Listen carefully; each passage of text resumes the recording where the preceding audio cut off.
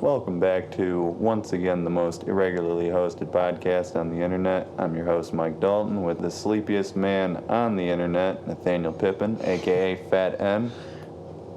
Hi. Yeah, that was your introduction. You fucking blew it. So, in any case, we just binged Season 2. And by binged, I mean watched it in increments that this fucking guy slept through. I don't even know how many weeks this took, but far more than necessary. Listen, bro, I'm sorry. I was working really late nights, and you wanted to be... Late nights? Downtown? No, just working at fucking a janitorial company, and you want to be mean to me about it, but that's alright.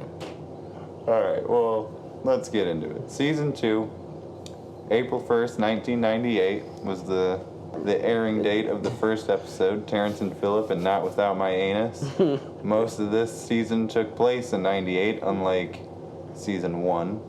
Only one episode was in 99, Prehistoric Iceman, the season ender, January 20th, 1999. And between them, we had the longest season to date.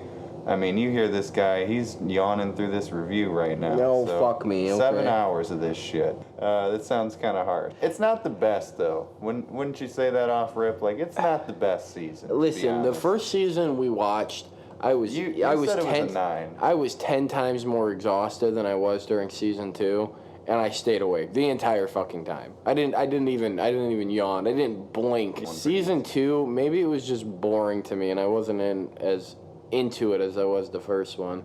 Well, why do you think that is? I'll tell you why it is, but what do you think they did wrong in this one? Because you said the first one, once again, was like a 9. You said it was close. You said it was the funniest, the crudest, and the closest to perfect. Matt Stone and Trey Parker didn't direct them all. Well, in the first season, they were all directed by Trey Parker. Most of them were written by him and Matt Stone. I think like 3 or 4 of them, they had like writing help. But in this one, they have a bunch of writers. Like, most of them are co-written with somebody else. And the best one, I think we both agreed on that, was Gnomes. That was also co-written by Pam Brady, who went on to voice the shop teacher's wife in that weird live-action segment of the one episode, but that's the next season. But in any case, that was her first like writing credit, and that's like the best episode, Gnomes. Season 2 was a little bit more boring than I'd care to admit. Kind of disappointed me, honestly. It introduced a lot of new characters, funny, but in hindsight, I was like, I like even in maybe some of the later seasons, the main people were writing, but they had some help, but it was those guys that ultimately made the decisions, like, yeah, that could go in the show. Yeah, they definitely regained more of the creative control of the show after this, and that's actually what happened. I read somewhere that they were hanging out with, like, some people at the time. I mean, like I said, you got to put context into things, and in this episode we did of the first season, I mentioned how they had, like, just gotten out of college, and they were, like, just sniffing lines and doing a show for a shitty television channel. Just pretty much doing whatever they wanted on that first season. They made fun of everyone. Literally. There was a few uncredited director episodes in that one, by the way. Like I said, they directed everything in this one, but they started around this time hanging out with other people, other writing friends, and they'd say, oh, well, you should do this with your show. And they never, like, they built upon the world a little bit. They still had a lot of that crude humor. It was pretty much just an extension of Season 1 in, like, every way possible, really. Yeah. It's almost like the extra writers and the people that were actually writing in the second season went and watched the entire Season 1, was like, okay, how can we do the exact opposite of what they did in the first season? The exact opposite? Yeah, they were that's how I feel. I feel like they were trying to make their own thing. Writers don't want to copy or jock other people's work, and they were like, you know what, let's watch every episode. Yeah, oh, look at this guy, let's make him do this one. That's how I felt personally. Other people may disagree with me, but hey, that's my fucking opinion, I guess. I'm just kind of confused on what you think they did opposite. They weren't as gripping. You know what I mean? Like, I could watch movies that are like, people are like, oh yeah, this is shitty. and then I could sit down and watch it and be like, no, this is fucking unique. You know what I mean? So it's and you don't think season 2 was unique? Yeah, not at all. So the magic was gone. So season 1 gets a pass for all that crude humor and stuff because the magic, the sense of a newness is there. Well, not just the newness. It was like they gripped me with the characters. Even in season 1, they were constantly changing shit each episode, which I like. So they because they didn't have anything figured out yet. Yeah, and they were always doing different shit. Like Kenny's dad was totally different from what he is now. So yeah, things were a lot more established in season 2 for sure. Exactly. So not just that. I just feel like even though they didn't get it, they got it. Well, I mean, here, let's take a look at these episodes. So, like I said, we got Terrence and Phillip and Not Without My Anus as the season opener. Phenomenal. Cartman's mom is still a dirty slut, which finally answered the question of Technically. the cliffhanger in the season 1 season ender. Ike's Wee Wee, Chicken Lover. Pretty funny. Conjoined Fetus Lady. That was unique. I'll give him that. The Mexican Staring Frog of Southern Sri Lanka. I swear to God, it wasn't. Trey and Matt Stone were all about that episode. The people may have wrote it, but they definitely came up with all that. Actually, they are the only writers on that one. Yeah, exactly. And then City on the Edge of Forever flashbacks was after that. Yeah, that was not them. Well, they did have a writer on that one. Yeah. Summer Sucks. Chef's Chocolate Salty Balls. That was theirs. They had a writer on that one too, actually. Did they really? They did. Oh, I'll give them that. Chicken Pox. They had some help. Roger Ebert should lay off the fatty foods. Matt Stone didn't even write that one. He didn't help with that. And Trey Parker had a writing buddy. Clubhouses, same deal. But that's actually a pretty great episode. Yeah, the Clubhouses was fucking hilarious. Cow Days. Chef Aid, Spooky Fish, Merry Christmas, Charlie Manson, which is the first episode that Eric Stowe directed, who, like I told you earlier while we were watching, is who they based Butters off of. Personality-wise. Which is kind of fucked up, but hey. But he's a longtime producer and friend, so that's cool to see him get his debut. Yeah. And like I said, I think in that episode there's a nice little transition scene from when they are driving through Nebraska to when they pull up to his grandma's house. It does this little thing where, like, the screen fades like little bricks into the corner, and it just kind of reminds me of certain episodes Butters does later, but I can definitely see that a different person directed that one. Oh, yeah. But good to see him in a fucking classic, honestly, because Merry Christmas, Charlie Manson's pretty damn good. But then the best one's next with Pam Brady, that she co-wrote, Gnomes. Yeah, then, I fucking love the introduction to the Underpants Gnomes. I don't care what anyone says. Absolutely love it. What's step 1? Step 1, collect the underwear. Then they skip to step 3, make profit. What's step 2? Hey guys, what's step 2? Collect the underwear, make a profit? Yeah, but what's step 2? They didn't know what step 2 was. They didn't have a fucking business plan laid out. They didn't have anything. Young entrepreneurs just making their way. And then to close the season, once again, we had Prehistoric Iceman, which was actually also directed by Eric Stowe, but was unlike... Yeah. So these 2 episodes directed by Eric Stowe were written also by the same people. Trey Parker and some Nancy lady. I don't know. I'm not even going to try to pronounce that last name, because I'm sure she's not on the staff after this. Probably not.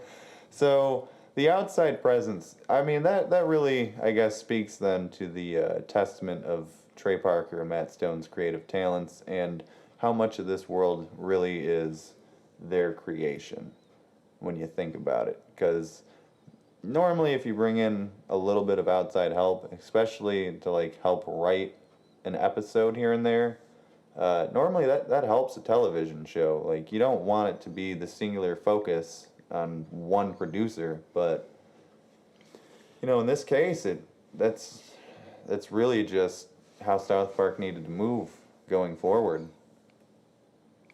I mean, I agree, but all in all, to move forward, they had to go back to their kind of literally like their roots. If I had to say it in my personal opinion, if you continue on, I don't want to jump ahead, but if you continue on to each season after season 2, they still didn't have it figured out, in my personal opinion, until at least season 5. Well, they've said that same thing too. Yeah, I guess I'm just going to end up talking a lot about how they felt. They said after season 2, and this is the only season on the DVD box sets that doesn't have commentaries of any sort. Like, they are not a big fan of this one. And honestly, when I first started collecting the South Park box sets back in the day, I wasn't a big fan of this season overall either. It kind of bored me out, honestly, because everything after is just so much better. I mean, of these 2 seasons, this one's definitely weaker. You said the first one was a 9. I probably wouldn't go that high. Oh, if fuck I yeah. had to give it a rating, I'd probably give it like a 7, maybe a 7.5.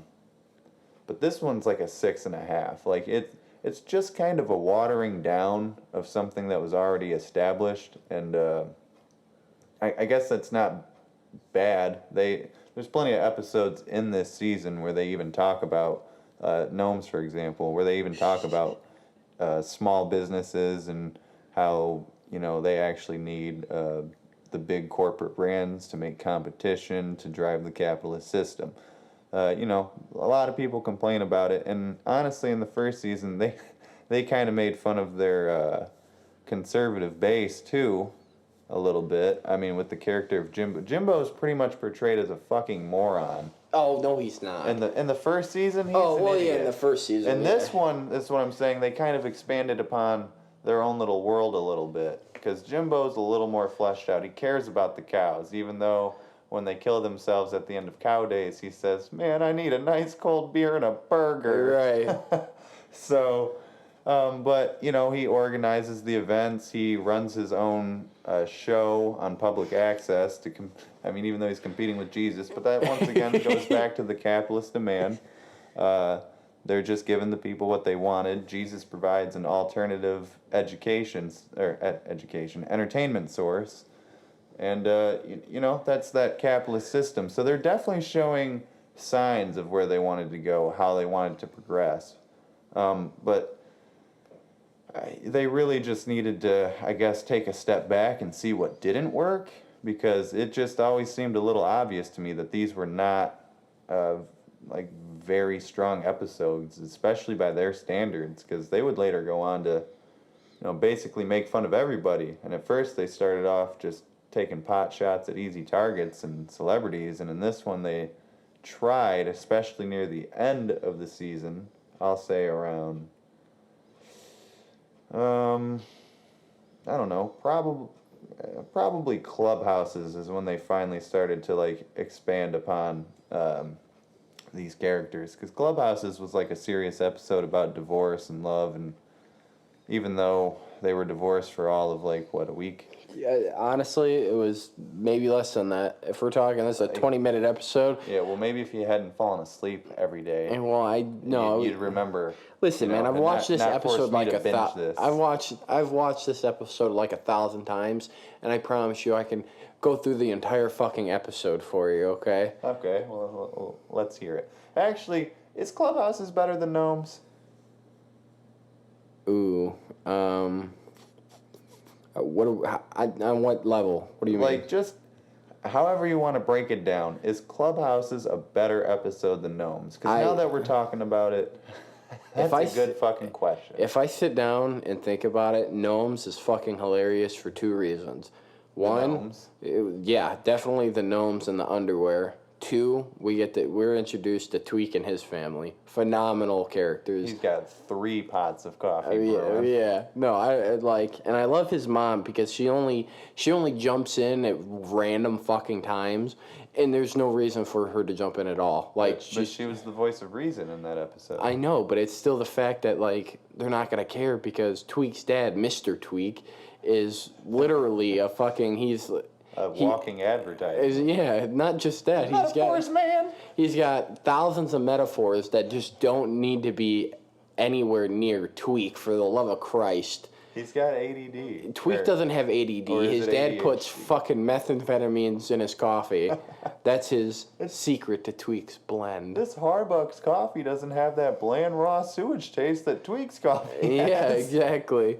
So No, hey, Gnomes is pretty good, but Clubhouses was like is like a staple. Honestly, I think it still shows on TV. Well, you know what, Gnomes is too. Those are two pretty great those are definitely the best two episodes of the season. Clubhouse is fucking hilarious because it really gets into the where it shows Stan, Kyle, Kenny, and Cartman are still kids. You know what I mean? That they might cuss, they might get into crazy adventures and shit like that and do really bad things, but they're still kids. And that's kind of part of the joy of being a kid is getting to explore and find out these crazy things. So they're like straight up like, yeah, let's make a clubhouse. And Cartman gets pissed, and Cartman's like, fuck you guys, I'm gonna make my own clubhouse. So Kyle and Stan make their clubhouse, and it's a shitty little clubhouse, and Cartman ends up having this blueprint, which is odd because Cartman is very talented and a lot of different things. They don't touch on it until later seasons, but this is where it really blossomed because he came out of nowhere with a fucking blueprint to put on a goddamn tree, and it didn't come out anything like he had on the blueprint, but still, it still happened. He made a giant fucking mansion in like a small ass tree, which was dope. With Kenny as his labor. Yeah, exactly, right? So we're at the point where it's like, oh, that's pretty cool. And then fucking Stan's mom remarries and stuff like that to this weird fucking uppity, weird character. Come cut some firewood with me, Stan. We cut firewood all day yesterday. Why won't you open up to me, Stan? It's just like... And then Fat Abbott is in that one, too. Yeah. Oh, punk-ass stepdad's being a bitch. Got his ass in a bear trap. You better bust his ass, bitch. Thanks, Fat Abbott. No problem, ho. Shit was funny as fuck.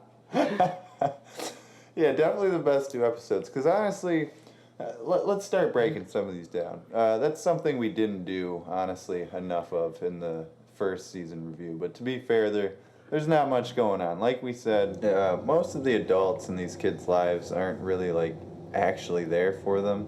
It's mostly Jimbo and like I said, in that first season, he's a fucking idiot. He's a moron. He's the conservative dumbass that's easy to make fun of because, for whatever reason. They're traditional. Yeah, they're traditional. They're easy to make fun of.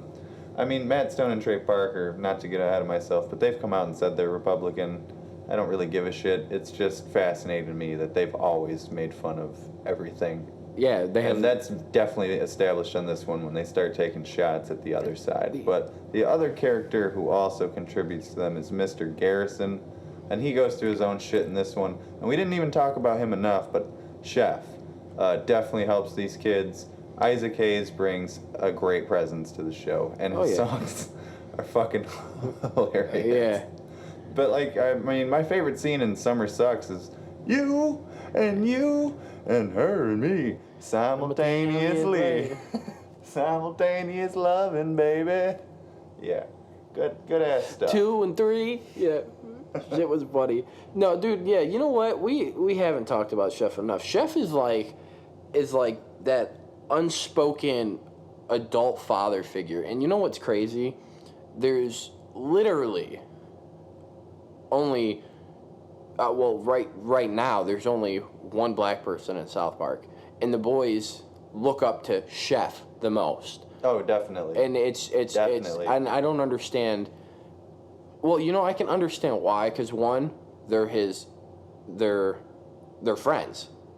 Yeah, they're giant, just cool. Yeah, giant age difference, and Chef's got this like weird like 80s 90s vibe going around with him because every time he comes at the boys, he's like, "What's my little crackers doing today?" And I just fucking love it. It's hilarious, and the boys are so passive over it because because they don't even know what he's talking about half the time.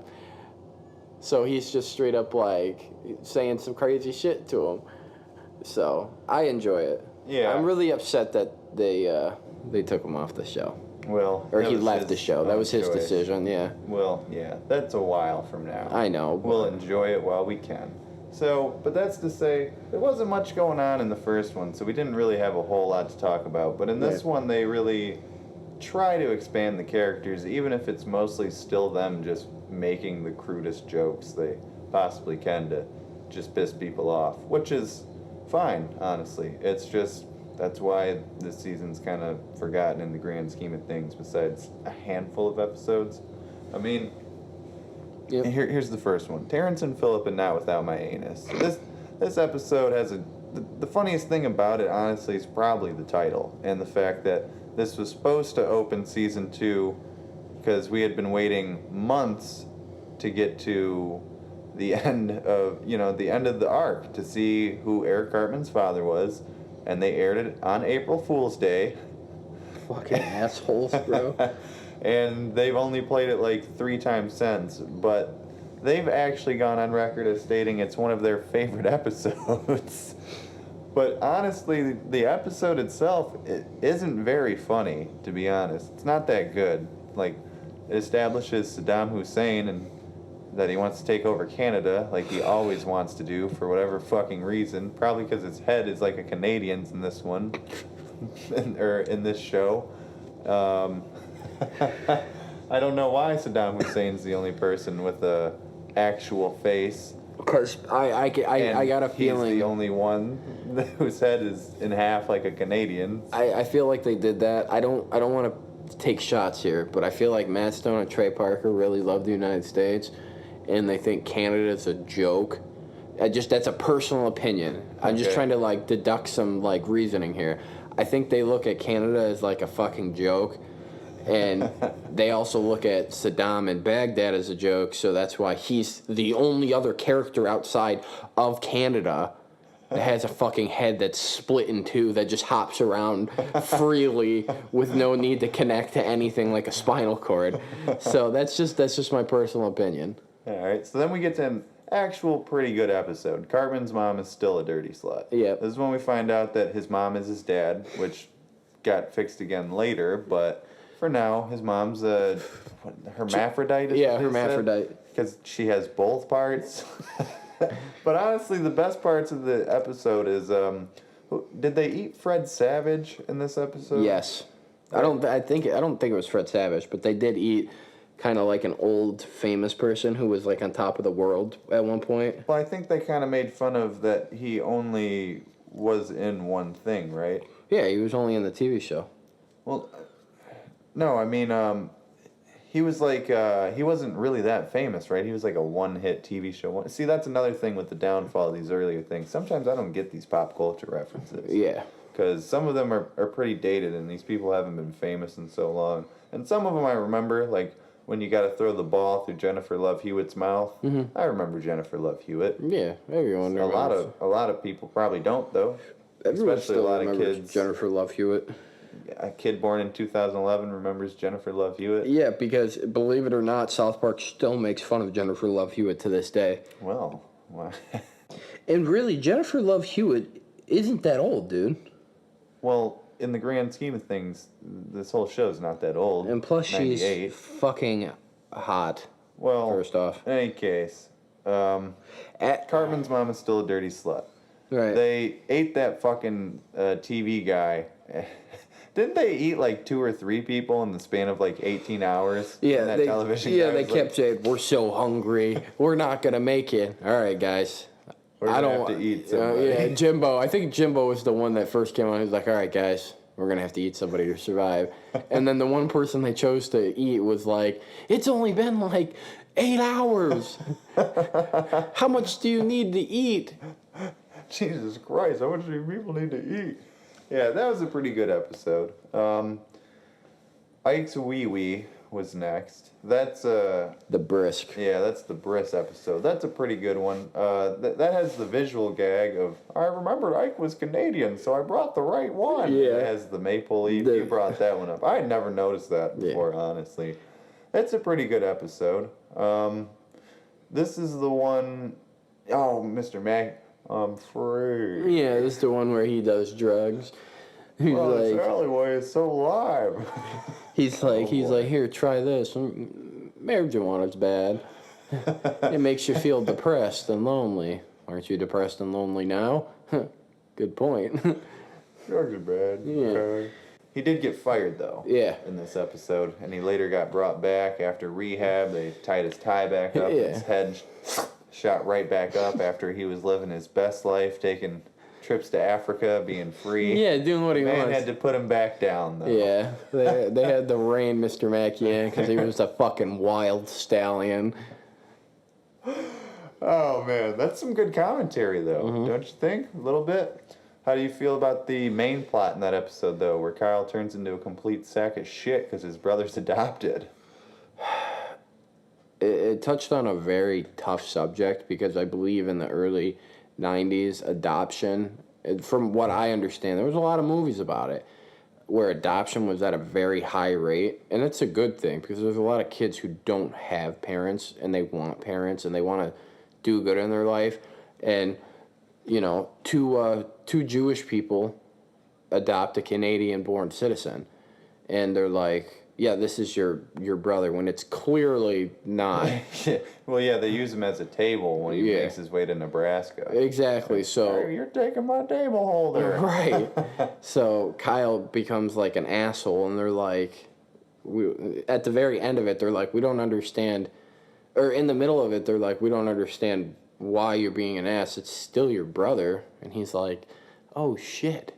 It is my brother. I think it was like Quite a bit. It was a changing point for Kyle's character. Like, okay, this may not be my brother, but he's still family. Well, a changing point for Cartman's character came in the next one, Chicken Lover. Yeah. Respect my authority. Yeah. That stuck around for a while. That Yeah. was a pretty good catchphrase. But I think they've said since then that they hate gags, which is probably why they've also later said that they just hate this season so much. Yeah. And then they say things like, well, we were 25, 26, you know, like, we didn't know what was good. We didn't even know character development. That wasn't until the next season. Well, they built a fucking empire off of nothing, so... Pretty much, because I mean... Some cardboard and coke. Literally they made an episode, Chicken Lover... let's take another step back. Let's go back to Ike's Wee Wee. This whole episode is literally about Ike's Wee Wee. Yeah, it's about some baby's dick getting it's about circumcision. Yeah. Like, what? The Western next episode, culture is so weird sometimes. The next episode deals with this guy fucking chickens and leaving notes around for Officer Barbrady because he knows he's dyslexic. It's the only thing, apparently, that, even though he's shown to be a complete incompetent buffoon thus far, it's apparently the only crime he can't solve because as soon as he retires, the town falls to shit. Yeah. So he actually does his job, and the mayor was so fucking surprised by this. Yeah. Yeah, I guess other than the fact that the plot is insane, I don't know if the story was that good. I don't know if it's an episode I could recommend. No, it was about a guy decent fucking one. a chicken. I'm alright, man. They've touched on bestiality twice Chicken in this. fucker. Yeah, they touched on this shit twice in this whole. You have to call him Chicken Lover around the kids. Yeah, every season, there's only been brought up twice. I can't do that kind of shit, bro. I'm okay. Is that actually a veiled jab at PC culture? Actually, now that I think about it, you don't say Chicken Lover around the kids, but Yeah. everyone literally just keeps calling him, including the kids. They keep calling him the chicken fucker. Yeah, well, that's the thing, dude. It was PC culture wasn't as strong as it was back then in the 90s. Definitely not. Because people were just doing whatever the fuck they wanted. I mean, I think you had a little bit more freedom to be edgy in the mainstream media of the late 90s than you do now. Everything changed when the Twin Towers got attacked, man. Yeah, and that's a sentiment that I've honestly brought up a lot to people in the last few years, that things really did change a lot. Everyone got very sensitive 9/11. and closed in with their comedic sense. Even though it was a tragedy, it changed a lot of people, and it changed the next generation of kids. Like, you can't joke about certain things, you can't say these kind of things. And to be honest with you, South Park is probably the only TV show, in my opinion, after or in the early 2000s and on, that still does not give a shit. you're right. To go on with that PC thing, that brings me to the 5th episode. Conjoined Fetus Lady. Mm-hmm. I mean, they throw a whole fucking parade. You're my conjoined dead thing hanging off your head, woman. They make a whole big deal out of this woman's disability, and she doesn't want to be defined by her disability. Yeah. That's like, I mean, that's another dig at, well, you can't say that because you'll upset this section, this minority, this and that. And some of those people, they don't want to be defined by their fucking skin color. I know I don't. So... Well, I mean, if I had a fucking dead fetus on my face... But what's really funny, though, actually, now that I say that, is in that same episode, they have the Chinese dodgeball players who train their whole fucking lives to take the best steroids. They're monsters at dodgeball. I'm pretty sure dodgeball started in China. Probably. Yeah. And everything. Yeah, pretty much. Or Africa. I mean, we got the best fucking thing out of China, which was gunpowder. But, you know. No, on a real note, though, I think that episode was fucking hilarious because I agree with what Mike's saying, but if I had a fucking dead fetus on my face, bro, I wouldn't want anyone to talk about it. If you brought it up, I'd probably fight you. Yeah, I would take the dead fetus on my face and beat you and then rub it all over you just so you would never talk to me again. I wouldn't want anyone to mention it. I'd try to get it removed, but she couldn't because she would fucking die. So we're at the point where it's kind of like, just leave me alone. Just leave me the fuck alone. I would name it. She said, you people are fucking crazy or something like that. What about the Mexican staring frog of southern Sri Lanka, though? You said that was the funniest one. Yeah. One of the funnier ones. Fucking, that was We kind of already talked about it a little bit. That episode is one of the better ones of season 2. Would you recommend it? Oh, yeah, definitely. Would you call it a staple? Yeah. I don't know if I'd call it a staple. There's 3 episodes that were a staple. In this season? Yeah. And that's one of them. Well, what are the other 2? Gnomes and fucking... Clubhouses? Yeah. What about Ike's Wee Wee or Cartman's Mom is Still a Dirty Slut? Nah. No, those aren't staples? Cartman's Mom's Still a Dirty Slut. I'd say part 1's definitely better. I've been frustratedly very... I don't even know how to explain it. I really don't want anything to do with that episode because they fucking trolled. They were the original trolls. They trolled us 3 times. Yeah, I guess I understand not putting that one as a staple considering... There's just a frustration level within inside of it. Even though we're 20 years away from that now, it's still a little frustrating. It's like an open wound that won't close, bro. I do understand that. Okay, well, what about City on the Edge of Forever, Flashbacks? Real quick, that was the first episode of South Park I ever saw. I kind of went into a little bit of detail about when I first started regularly watching, but I very clearly remember watching this episode in like 2000. It was on an old ass box TV and the old setup in my grandma's living room at the time when they had just moved into their new house. So the episode wasn't that old yet, and I just think it's fascinating that on their 20th episode they already felt comfortable reusing clips from previous episodes because they had in a sense already done a bunch of shit, but it's really lazy, and honestly it's by far the worst episode to me in this season. It's one of the worst episodes South Park's ever put out. I personally think they just didn't have any bits for it. I don't think they had any. They were like, "Damn, dude, we're closing up on the season. What do we put in it? Fuck it, let's just do a flashback episode." Makes it easy. It gives them time to think about what they can do because all they had to do was piece clips together and change them up a little bit. At the time, we were getting a new South Park episode every week. Yeah. So what they did was they were like, okay, let's do this one so they can get ahead of the curve. All right, yeah. I guess I'll explain this television block because now, we get an episode every week or every other week or something like that. But, I mean, take a look at this schedule back then. So, Terrence and Phillip and Not Without My Anus was April Fool's Day of 98. But then we had to wait like 3 weeks to finally get the conclusion to Cartman's Mom is a Dirty Slut. That came out April 22nd, 1998. And then they went on a big tear. They had a nice block going for a solid month in May. Ike's Wee Wee, May 20th. Chicken Lover, May 27th. Conjoined Fetus Lady, June 3rd. Mexican Staring Frog, June 10th. City on the Edge of Forever, Flashbacks, June 17th. to end that block was Summer Sucks, June 24th. And then August 19th, over a month later, was Chef's Chocolate Salty Balls. And that aired weekly until a few episodes later, 2 episodes later, Roger Ebert should lay off the fatty foods. That was September 2nd. We waited like 2 weeks, got Clubhouses. Next week was Cow Days. The week after was Chef Aid. The week after, 3 weeks after that was Spooky Fish. A month after that was Merry Christmas, Charlie Manson. Gnomes was 2 weeks after that, and then a week after that was Prehistoric Iceman. Yeah. So television blocks, they'd only want like 5 new episodes a week. That you'd take a break, and then you'd go back to airing episodes for a few weeks. And then in the dead time, they would just show reruns. Like, television blocking was all fucked up. But in any case, so yeah, I see your point, because they were nearing the end of that run of the block, so they maybe needed a compilation episode. But I mean, it's still weak. And then, like I said, most of these are written with someone else's help, or maybe even entirely by someone else, and they just slapped Trey Parker's name on it. But Summer Sucks went after that, and that's a decent enough episode. That's when Mr. Twig finally came in. Mr. Hat disappeared because he wanted to go fuck Brett Favre. Mr. Twig.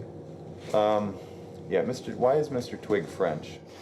He wasn't He was definitely French. He wasn't French until Mr. Garrison made him French right before Mr. fucking Hat killed him, bro. But yeah, I mean, Summer Sucks. That's where Simultaneous Lovin' came in. That was an okay episode, I guess. Right. We finally get to see Summer in South Park, and it's mostly them just blowing shit up. It was an okay episode. Yeah. Same thing, I guess, with Chef's Chocolate Salty Balls. That's, I don't know. I mean, I like how they made fun of the indie movies for sure, but I mean, I don't know if the whole premise was that great. I know Mr. Hankey got weakened by those pretentious fucks' eating habits, but overall, I don't know if that episode was too memorable. Honestly, he had only been like a Christmas tie-in, so the fact that he even showed up in the episode made me think that they were kind of running back on some gimmicks, which is what they don't like doing. Which means they didn't have any ideas. Yeah, that's why I'm not, a lot of these I'm not sure about. Like, some of them have funny jokes, and, it's put together well enough, but it's just lacking that South Park charm. Yeah. I mean, it's definitely, suck on my chocolate salty balls. Like, it's not a bad episode. It's just... Go fudge yourself. He had like 3 or 4 different kinds. He's like, Chef's Chocolate Salty Balls. You try my new flavor. Go fudge yourself. Yeah. Yeah. Or Fudge'ems was what it was called. Fudge'ems. Isaac Hayes definitely brought a lot to that show as far as another voice presence. Chickenpox was after that. That's one of the better ones, I guess. Yeah, they give their parents herpes. Yeah, really all that they happens. paid a hooker $5 to go to all their parents' houses and like lick and like rub up on all their fucking shit. While I'm a Believer plays. Yeah. That's when I saw her face. Now I'm a believer. She's rubbing fucking... Ew, dude, I would be so fucking pissed. Oh, yeah. I think I would have to end my kid's life at that point. Icky mouth? Is that what it was called? Yeah. You gotta spit it in his mouth and say, icky mouth. That's gross, Mom. Yeah, it was the game they wanted to play. Roger Ebert should lay off the fatty foods. You said that was one of your least favorite. The planetarium. Oh, yeah. No, I thought that the fact that he couldn't pronounce the T in planetarium just because of a congenitive bone disease, I was curious. I'm like, I wonder if there is a fucking bone disease that makes you not able to say the T in things. Probably not. Yeah. I mean, honestly, that episode really only exists so they can give us one great joke. And that's the, over here you'll see the constellation Roger Ebert. And then it shows him all pissed off, thumbs down. Yeah. And then, this constellation's made of hot gas, much like what comes out of Roger Ebert's mouth. Clubhouses came after that. We've talked about that one. Cow Days was after that. I said the Jimbo joke about the beer and the burger. That's probably the highlight of that one. That one's not that great. You said it was good? Yeah, I like that. Oh yeah, the Jennifer Love Hewitt joke was in that one. I like the FBI too because there was just no There was no necessary reason for the FBI to show up for a fucking statue of a Kinda cow. like real life. Yeah, Anyways. just imposing their will on whoever they fucking want to. Chef Aid, that's where Chef got a song. Well, that's the Chewbacca defense episode. You got stinky britches. Yeah. Yeah, it's an okay episode. He literally made a song about a woman or a guy. Who knows? Chef fucked a goat, so Yeah. yeah. So he In that episode, they show that picture of him in Germany. I on made some love. satanic shit. Yeah, I made love to a lot of women, and he's going through his thing, and there was a picture of him laying down in the middle of a barn with a goat in Germany. I was like, and the boys were like, "What was that?" And he's like, "Nothing, children," and just kept moving on. I was like, you know, shit. I almost forgot one of the most important arcs, honestly, because these last episodes, I mean, 2 of them are holiday themes. One of them is gnomes. We've already talked about gnomes a shitload of times. Mm-hmm. I mean, it introduces Tweak, capitalism, all that stuff. But in Summer Sucks, which I just said was a good episode, but not that special overall, I guess. I should take that back, because that's where Mr. Garrison gets told by Dr. Katz. He confronts him about his homosexuality, which people have said about before, but it definitely becomes apparent in that episode, because while he's in jail in a few episodes later with Chef during Chef Aid, which is why I remembered this part, he's telling him to, like, I don't want you to rape me in here, Chef. Like, he's saying just the most gayest shit, projecting onto Chef, and he's like, what the fuck? So this season also, I guess more importantly than anything else, helped establish the character of Mr. Garrison, really. what really got me was when he said, where he was talking with the puppet, "No, you go to hell and you die." Yeah, you know what I mean? His catchphrase. Instantly, I was like, okay, he's projecting his insecurities and all of his everything. There's something wrong with him, and he's projecting it through a fucking puppet. Now, even though the puppet is sentient, we won't get into that until later. But regardless, either he was projecting his insecurities He through. did bust him out of jail this Yeah, season. no, and then He reached the gas pedal. Yeah. So we're at the point where it's like, okay, but no, he was definitely projecting a lot of things through Mr. Hat, and everyone was like, no, Mr. Hat's just a puppet, and Mr. Garrison's like, no, he's alive. Do you think this season, actually, because we made a point in our first season that perhaps South Park actually did maybe contribute to the rise in people being comfortable with, their sexuality.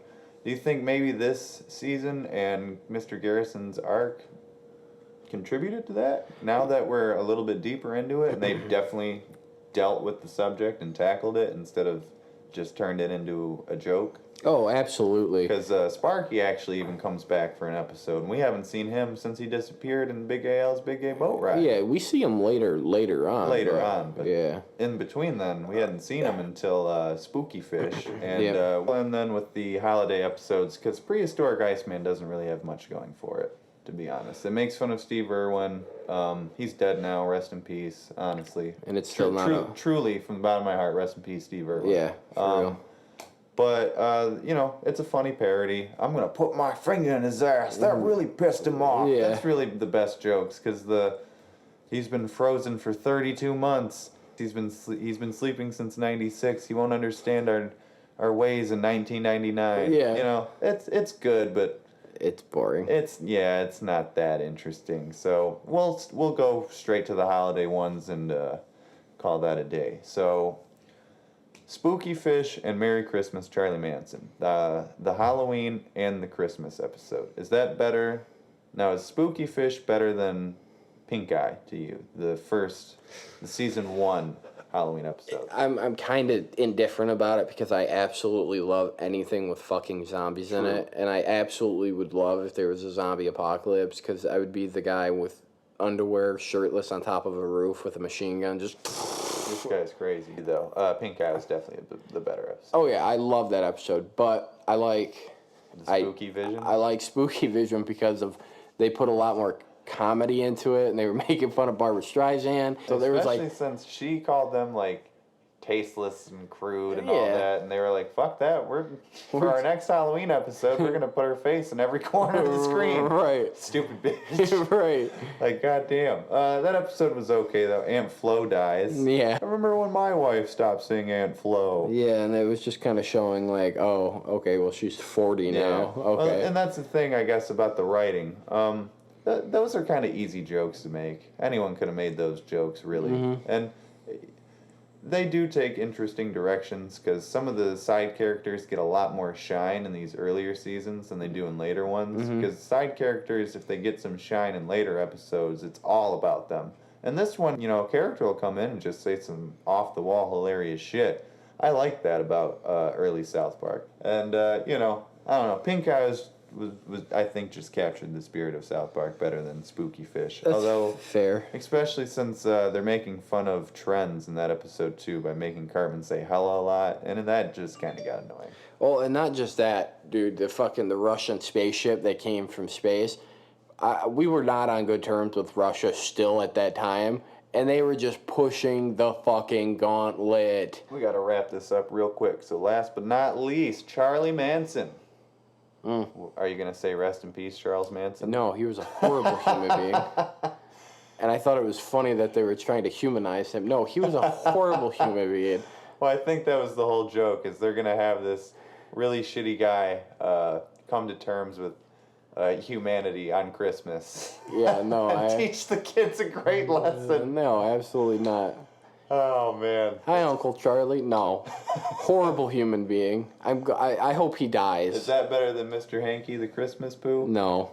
You don't think Charles Manson is dead? Did he die? He's been dead for like a year. Oh, I didn't know that. Oh, whatever. Jesus, you're like Steve from Prehistoric Iceman. Your 2017 ways just don't work in this 2018 world. Yeah, right. Shit's changing so quick, huh?